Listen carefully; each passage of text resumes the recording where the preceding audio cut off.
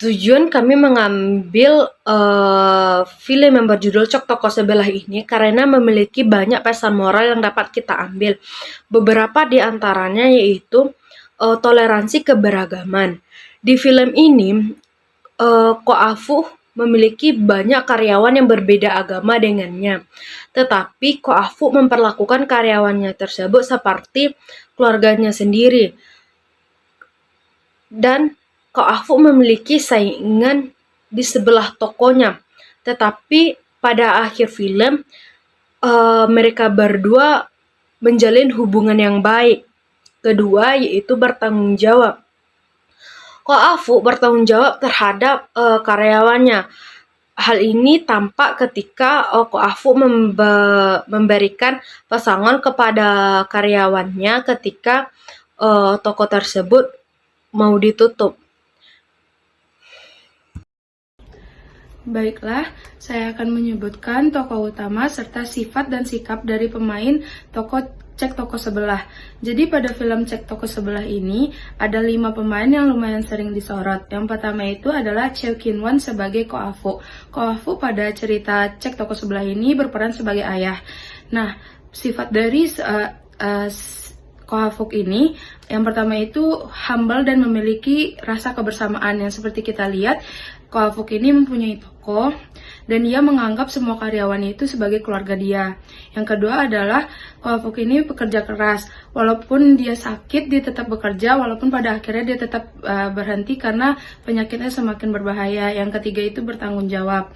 Yang kedua adalah Dion Wikoyo sebagai Yohan. Jadi Dion Wikoyo atau Yohan ini berperan sebagai anak pertama.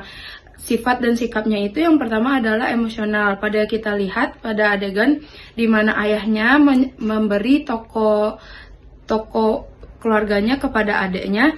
Di situ Yohan tidak terima karena ia merasa bahwa ialah yang paling pantas untuk menerima toko tersebut. Yang kedua adalah kurang sadar akan tanggung jawab. Pada film kita lihat, padahal Yohan ini tidak mempunyai pekerjaan tetap, akan tetapi dia tetap bermain judi. Yang ketiga adalah jika ada rezeki berlebih, dia tetap suka berbagi.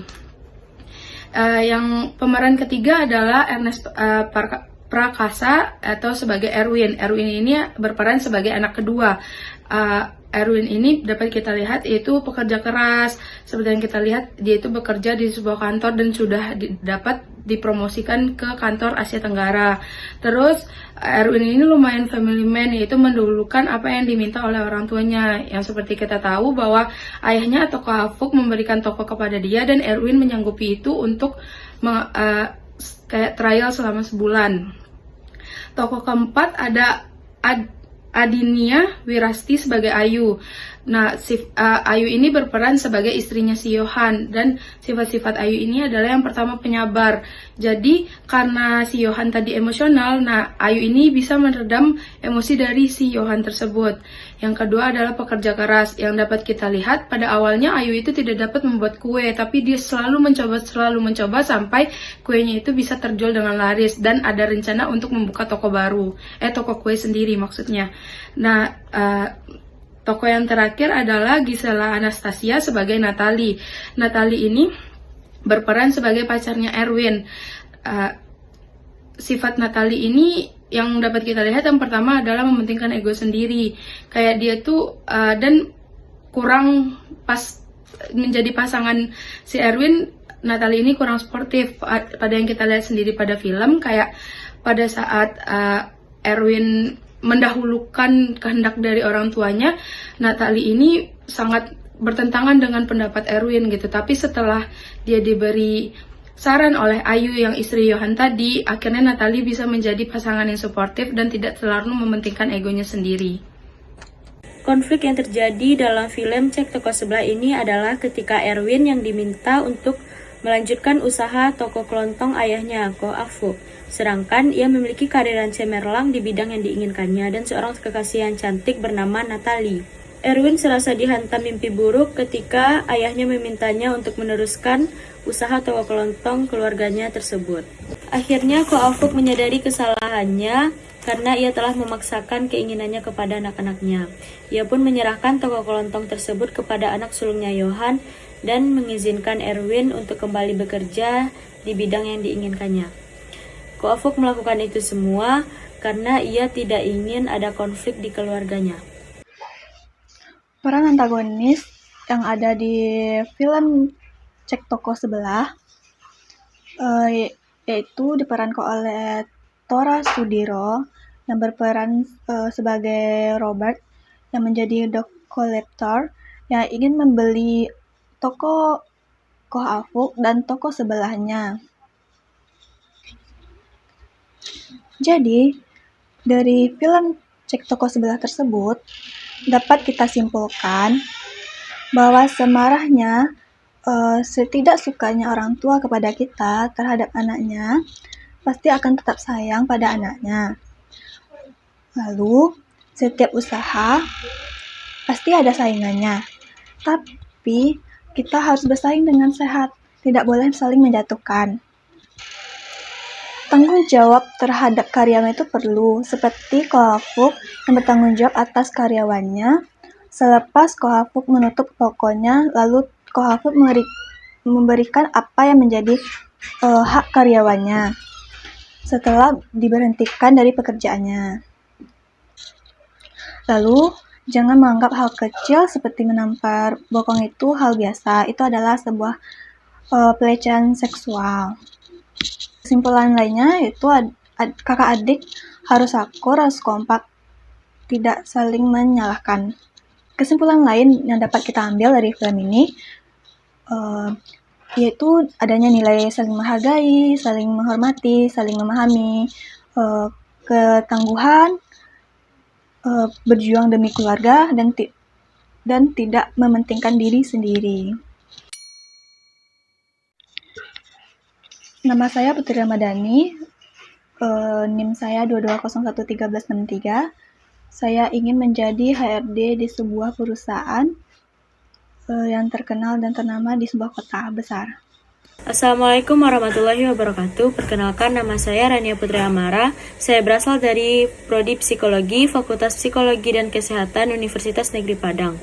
Cita-cita saya adalah menjadi wirausahawan muda yang sukses, meskipun jurusan saya adalah jurusan psikologi, tapi saya yakin saya bisa menjadi seorang pebisnis muda yang sukses. Assalamualaikum warahmatullahi wabarakatuh. Saya Ratna Juwita. Cita-cita saya ketika dahulu, saya bercita-cita bekerja di Kedutaan Indonesia. Cita-cita tersebut saya impikan semenjak saya lulus dari sekolah dasar, karena saya mendengar prospek kerja yang bagus jika kita bekerja di kedutaan. Hal tersebut membuat saya, setelah saya tamat MTSN Madrasah Sanawiyah Negeri, saya melanjutkan ke SMA dengan mengambil jurusan IPS, karena berharap nanti ketika saya tamat SMA, itu akan memudahkan saya mengambil jurusan HI, Hubungan Internasional. Tetapi takdir berkata lain, saya tidak lulus